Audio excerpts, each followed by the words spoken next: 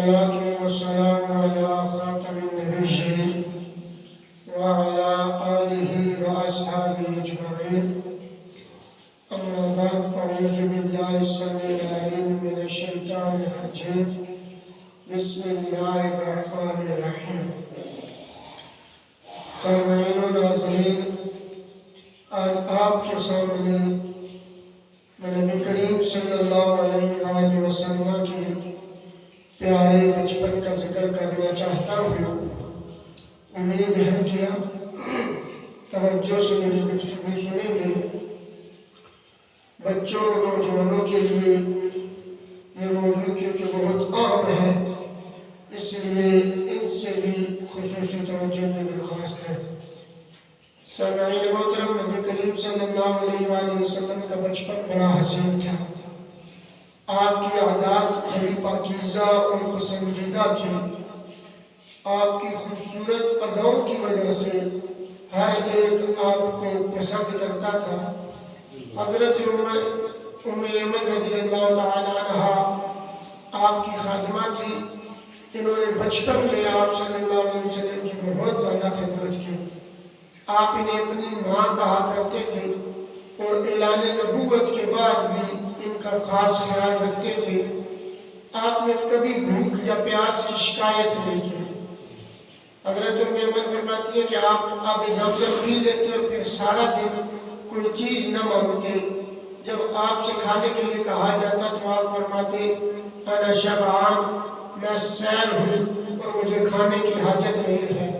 کھانے کو جو مل جاتا خوشی خوشی کھا لیتے۔ دوسرے بچوں کی طرح ضد نہیں کرتے تھے۔ جس طرح عام بچے ایک دوسرے سے لڑتے جھگڑتے ہیں، شور شرابہ اور چھوٹی چھوٹی باتوں پر چیخنا شروع کر دیتے ہیں، آپ علیہ الصلوۃ والسلام صلی اللہ علیہ وآلہ وسلم نے کبھی ایسا نہیں کیا، کیونکہ آپ کا بچپن اور ابتدائی بچپن کے 5 سال حضرت سیدہ حلیمہ سعدیہ رضی اللہ تعالیٰ عنہ کے ہاں گزرے ہیں۔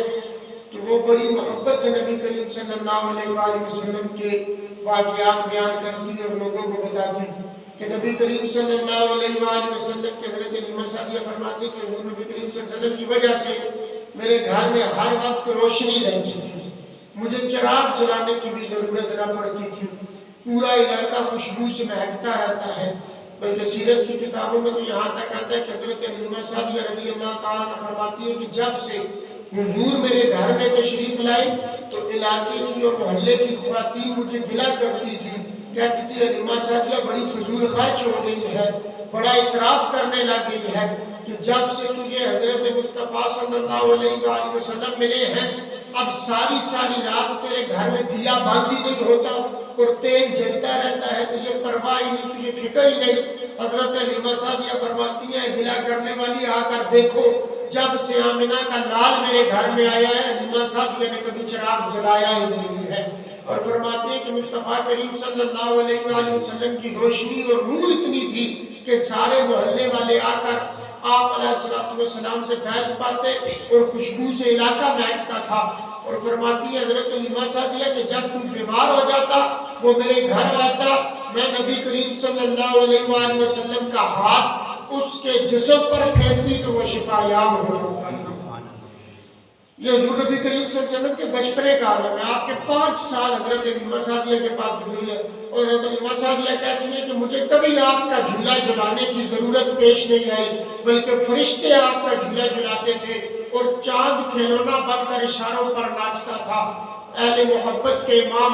محدث بریلوی امام احمد رضا خان کیا خوب کہتے ہیں، چاند جھک جاتا جدھر انگلی اٹھاتے مہد میں، کیا ہی چلتا تھا اشاروں پر کھلونا نور کا۔ کہتے ہیں کہ ایک دن آپ کے بارے میں مہد میں گھوڑے میں لیٹے ہوئے تھے کہ میں دیکھتی ہوں کہ آسمان کا چاند کبھی دائیں جاتا ہے کبھی بائیں جاتا ہے اور کبھی ایک جگہ پر رک کے تھوڑا زمین کی طرف آتا ہے پھر آسمان پر چلا جاتا ہے۔ فرمایا میں نے دیکھا کہ مصطفیٰ کریم صلی اللہ علیہ وآلہ وسلم بچپنے کے عالم میں اپنے ننھے ننھے ہاتھوں سے انگلی کا اشارہ کرتے، میرے مصطفیٰ اگر انگلی کو دائیں لے کر جاتے آسمان کا چاند دائیں چلا جاتا اور اگر بائیں لے کر جاتے تو آسمان کا چاند بائیں طرف چلا جاتا۔ تو اعلیٰ حضرت اسی کو لکھتے ہیں کہ چاند جھک جاتا جدھر انگلی اٹھاتے مہد میں کیا ہی چلتا تھا، اشاروں پر کھلونا نور کا۔ حضرت حلیمہ سعدیہ رضی اللہ تعالیٰ عنہ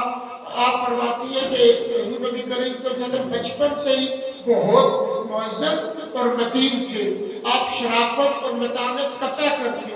آپ کی زبان مبارک سے کوئی کبھی نازیبا جملہ نہیں نکلا، عام بچے سے آپ بہت ممتاز تھے، آپ کھیل کود کے متوالے نہیں تھے۔ حلیمہ سعدیہ بچپن میں آپ کی سیرت و کردار پر اتنے تاثرات کا اظہار یوں کرتی ہیں، نہ تو آپ روتے تھے نہ بدخلقی کے مرتکب ہوتے تھے، عام بچوں کی طرح کپڑوں میں گندگی اور پیشاب وغیرہ نہ کرتے تھے، آپ فضول کاموں سے پرہیز کرتے تھے، ہر کام بائیں ہاتھ سے کرتے تھے اور کسی بھی چیز پر ہاتھ رکھنے سے پہلے بسم اللہ پڑھتے تھے، کیونکہ حضور نبی کریم صلی اللہ علیہ وآلہ وسلم بچپنے کا عالم ہے، اور آپ کے دادا حضرت حلیمہ صاحبہ آپ نے بچپنے میں آپ کو پالا، پھر اس کے بعد آپ کے دادا حضرت عبدالمطلب نے، اور حضرت عبدالمطلب کے وصال کے بعد حضرت ابو طالب رضی اللہ تعالیٰ عنہ، آپ کا آپ کے بچپنے میں ایک اہم کردار ہے، اور حضور کے بچپن کا ذکر ہو، محسن اسلام اور محسن نبوت کا ذکر نہ ہو، محسن حضرت رسول کا ذکر نہ ہو تو یہ بات نامناسب ہے۔ حضرت خواجہ ابو طالب علیہ السلام، آپ کی ذات پاک وہ ذات ہے، آپ حضور کے اتنے مشفق و مہربان چچا ہیں کہ جب حضور نبی کریم صلی اللہ علیہ وآلہ وسلم کے دادا جان کا وصال ہو گیا تو ان کے وصال کے بعد آپ کی کفالت کی اور آپ سے بہت زیادہ محبت کرتے تھے، اور وہ کہتے ہیں حضور نبی کریم صلی اللہ علیہ وسلم کے بچپنے کے بارے میں، کہتے ہیں کہ جب بچے رات کو سوتے ہیں تو صبح اٹھتے ہیں تو ان کی آنکھیں آلودہ ہوتی ہیں، ان کی آنکھوں کے اندر رات کو سونے کے بعد صبح ریشہ جمع ہوتا ہے، فرمایا لیکن حضور نبی کریم صلی اللہ علیہ وسلم جب صبح اٹھتے تھے تو آپ کا چہرہ چاند کی طرح چمک رہا ہوتا تھا، فرمایا بچوں کے بال بکھرے ہوتے ہیں لیکن محبوب جب صبح اٹھتے آپ کو تیل لگا ہوتا تھا، قدرت اپنے ہاتھوں سے آپ کی کنگھی کر دیا کرتی تھی، اور فرمایا آپ کا چہرہ تر و تازہ، آنکھیں صاف نکھری ہوئی اور سرمگی ہوتی تھی۔ یہ تو حضور نبی کریم صلی اللہ علیہ وسلم کا وصف ہے کہ جب آپ کی ولادت با سعادت با کرامت ہوئی، حضرت آمنہ فرماتی ہیں کہ میں نے دیکھا محبوب کی آنکھوں میں سرما لگا ہوا ہے اور آپ کے ناف کٹے ہوئے ہیں، آپ کا ختنہ ہوئے ہیں اور آپ کے بال سنورے ہوئے ہیں اور تیل لگا ہوا اور خوشبو لگی ہوئی ہے، اور حضرت ابو طالب فرماتے ہیں مصطفیٰ کریم صلی اللہ علیہ وآلہ وسلم جہاں سے گزر جاتے وہاں سے خوشبو کے حلے جایا کرتے تھے۔ حضرت امام محمد رضا خان یہاں پر بھی ذکر کرتے ہیں، کہتے ہیں اللہ اللہ وہ بچپنے کی خبر اس خدا بھاتی صورت پہ لاکھوں سلام۔ اور میں نے محسن اسلام محسن رسول صلی اللہ علیہ وآلہ وسلم کی جو بات کی تو جب تک حضرت ابو طالب زندہ رہے حضور نبی کریم صلی اللہ علیہ وآلہ وسلم پر کوئی مشکل یا کوئی مصیبت نہیں آئی۔ جہاں سے حضرت ابو طالب علیہ السلام کا وصال ہوا اس کے بعد ابو جہل کے ظلم و ستم بھی کھل گئے، ابو لہب کے ظلم و ستم بھی کھل گئے، عتبہ و شیبہ بھی آپ کے خلاف کھڑے ہو گئے، پھر کبھی حرم سین کے اندر سین حرم کے اندر آپ پر اودھڑیاں پھینکی جا رہی ہیں، تو کبھی مصطفیٰ کریم صلی اللہ علیہ وآلہ وسلم کو طائف کی وادی پر پتھر مارے جا رہے ہیں، اور کبھی حضور نبی کریم صلی اللہ علیہ وآلہ وسلم پر حرم کے دروازے بند کر دیے جاتے ہیں، اور کبھی عباش اور جوان و شرارتی لڑکے مصطفیٰ جانا پہ آوازیں کس رہے ہیں، لیکن جب تک حضرت ابو طالب زندہ رہے تب تک کسی کی اتنی جرت اور اتنی ہمت نہیں تھی کہ مصطفیٰ جان رحمت کی طرف کوئی انگلی اٹھا کر بھی دیکھتا، کیونکہ حضرت ابو طالب علیہ السلام خود مصطفیٰ کریم صلی اللہ علیہ وآلہ وسلم جب حضرت ابو طالب کا وصال اسی سال ہوا جس سال حضرت خدیجہ الکبریٰ رضی اللہ تعالیٰ عنہ کا وصال با کمال ہوا، تو آپ حضور نبی کریم صلی اللہ علیہ وسلم نے اس سال کو غم کا سال کہا، فرمایا یہ جو سال ہے یہ عام الحزن ہے، غم کا سال ہے۔ تو فرمایا کرتے تھے حضرت ابو طالب کے وصال کے بعد فرماتے تھے چچا جان جب تک آپ زندہ رہے کسی نے میرے ساتھ کوئی بغاوت و عداوت نہیں رکھی، جب سے آپ گئے ہیں مصیبتیں تو میرے ساتھ بن گئی ہیں اور مصیبتیں مجھ پر ٹوٹ پڑی ہیں۔ اور حضرت ابو طالب حضور علیہ السلام سے اتنا پیار فرماتے تھے کہ بچپنے میں حضور نبی کریم صلی اللہ علیہ وسلم کی چونکہ کفالت آپ کرتے تھے اور آپ خود بھی اتنے امیر اور مالدار نہ تھے، تو بعض دفعہ ایسا وقت ہوتا کہ گھر میں کھانے کے لیے کھانا کب ہوتا، تو حضرت سیدہ فاطمہ بنت اسد رضی اللہ تعالیٰ عنہ فرماتی ہے کہ حضرت ابو طالب پہلے حضور کو پیش کرتے، اس کے بعد اپنے بچوں کو پیش کرتے۔ ایک واقعہ سیرت کی کتابوں میں آتا ہے، فرماتے ہیں کہ حضرت ابو طالب خود چونکہ آپ کی اولادیں تھیں اور آپ کے خود 4 بیٹے اور دیگر اولادیں بھی تھیں، تو آپ کی اولاد زیادہ تھی۔ حضور نبی کریم صلی اللہ علیہ وسلم آپ کے گھر میں چونکہ بچپنا گزار رہے تھے، فرماتے ہیں جب تک مصطفیٰ جان رحمت کا کھانا کھا لیتے، حضرت ابو طالب اپنے بچوں کو نہ کھانا دیتے تھے۔ حضرت فاطمہ بنت اسد فرماتی ہے ایک بار کھانا تھوڑا کم تھا ہمارے گھر، حضرت ابو طالب حضور کا انتظار فرما رہے، اتنے میں مصطفیٰ جان رحمت تشریف لائے۔ حضرت ابو طالب نے کھانے والا برتن آپ کے سامنے رکھا۔ اب چونکہ باقی اولادیں بھی تھی اور بچے ہیں، بچوں کو بھوک لگی ہوتی ہے، فاقوں کے بعد جب گھر میں کھانا آئے تو ایک امید اور زندگی آتی ہے، تو فرماتے ہیں کہ حضرت ابو طالب نے وہ کھانا حضور علیہ السلام کے سامنے رکھا تو بچے باقی ساتھ شریک ہونا شروع ہوئے۔ فرمایا حضرت ابو طالب نے ادھر حضور کو بٹھایا، درمیان میں کھانا رکھا اور اس طرف خود بیٹھ گئے اور پیچھے اپنے بچوں کو بٹھا دیا۔ فرمایا جب تک محمد پیٹ بھر کر نہیں کھا لیں گے آپ کو نہیں ملے گا۔ پھر بچوں کی عادت ہوتی ہے کھانے کی طرف لپکنا، تو کہتے ہیں کہ بچے ادھر سے ہاتھ آگے کرتے، حضرت ابو طالب پکڑ کر پیچھے کر دیتے، بچے ادھر سے ہاتھ کرتے تو حضرت ابو طالب پکڑ کر ادھر سے پیچھے کر دیتے۔ فرمایا پھر مصطفیٰ جان رحمت چونکہ بچپن سے ہی عدل و انصاف کے پابند اور قائل تھے اور خود آپ نے بچپن میں بھی کبھی نا انصافی نہ کی، بلکہ حضرت علیمہ سعدیہ فرماتی ہے جب مصطفیٰ جان رحمت کو دودھ پلاتی تھی تو آپ کا ایک دودھ شریک بھائی اور بھی تھا، تو فرمایا جس پستان سے میں مصطفیٰ کو دودھ پلاتی تھی ساری زندگی آپ نے اسی دائیں طرف سے دودھ پیا ہے، بائیں طرف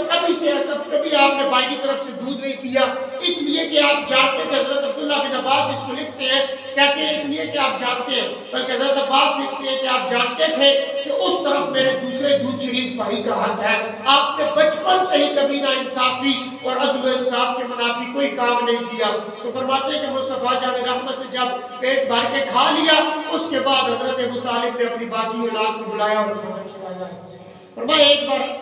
جب شب ابی طالب کے اندر مکے والوں نے حضرت ابو طالب کا بائیکاٹ کر دیا اس وجہ سے کہ آپ جہاں محمد ہمارے حوالے کر دیں، ہم ان پر اپنے ہاتھ صاف کر لیں، یعنی ان کی جان لے لیں، کیونکہ یہ ہمارے خداؤں کو جھوٹا کہتے ہیں اور اپنے مذہب کی تبلیغ کرتے ہیں۔ تو اس بات پر حضرت ابو طالب کا بائیکاٹ کر دیا اور آپ کو وادی مکہ شب ابی طالب کے اندر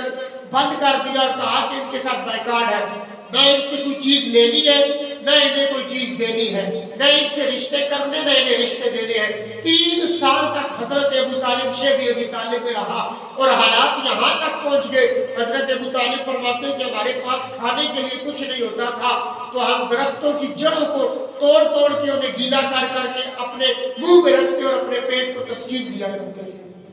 سیرت کی کتابوں میں آتا ہے ایک دفعہ جب کھانے کے لیے کچھ بھی نہ بچا تو ان کے پاس ایک چمڑے کا ٹکڑا آ گیا، کہا کئی دن تک پھر ہمارا خوراک وہ چمڑے کا ٹکڑا رہا، جسے بھوک لگتی وہ چمڑے کے ٹکڑے کو اپنے منہ میں رکھتا، چباتا، اپنے پیٹ کو تسکین دیتا، رکھ دیتا، پھر دوسرے کو بھوک لگتی تو وہ کر دیتا۔ تو ایک دن شب ابی طالب کے اندر حضور نبی کریم صلی اللہ علیہ وآلہ وسلم کہیں آنکھوں سے اوجھل ہو گئے، گم ہو گئے۔ حضرت ابو طالب نے فرمایا قریش کے نوجوانوں اور سرداروں سنو، اپنی تلواریں نکال لو اور ہم تب تک جنگ کریں گے اور تلواریں توڑیں گے جب تک مصطفیٰ جان رحمت ہمیں مل نہیں جاتے۔